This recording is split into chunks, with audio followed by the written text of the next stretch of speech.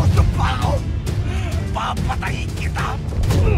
Siksik, liglig, at umaapaw sa emosyon at aksyon ang pagtatapos ng unang yugto ng Lolong Bayani ng Bayan. Lolong! Ito ang huling regalo ko para sa'yo! Ivan! Hayop ka! Pero kung akala ng mga kalaban, katapusan na ni Lolong. Alegrado na tayo. Tapos na. Nadispatch ako na siya. Imposible pa mabuhay yung hayop na yan.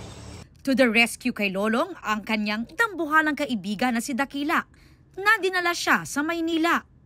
Sa pagsisimula ng bagong yugto ng Lolong Season 2, Pangil ng Maynila, ipinakita kung paanong babangon muli si Lolong. Dali! Iligtas natin! Kawawa naman! Ang bagong salta, may bagong pamilya at mga bagong mga kakampi. Ako si Manboy. Kaibigan ako. Nariyan pa rin ang mga dating kaaway na madadagdagan pa. Kinuha ako ni Manuel bilang isa sa mga tauhan niya. At sa loob ng 7 taon, nagsanay akong humawak ng baril. Iniisa-isa ko mga taong halangang kaluluwa. At ang mga alagad ng taong ginususuklaman ko. Si Julio Figueroa. Si Lolong version 2.0 puno ng puot at nais magiganti sa mga taong sumira ng kanyang buhay. Pero handa pa ring tumulong sa mga taong biktima ng kasamaan. Sa gitna niyan, tila may bago ring magpapatibok sa puso ni Lolong. Si Tetet, ang karakter ni El Villanueva na first time raw makatrabaho si Ruru. I will be playing Tetet, isa siyang waitress sa isang bar. Napakasipag niya, madiskarte siyang tao.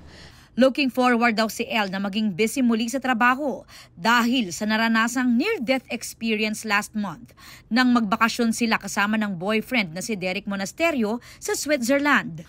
Unforgettable and traumatizing kung ilarawan naman ni El ang nangyari sa kanya. Kasi peak yun eh.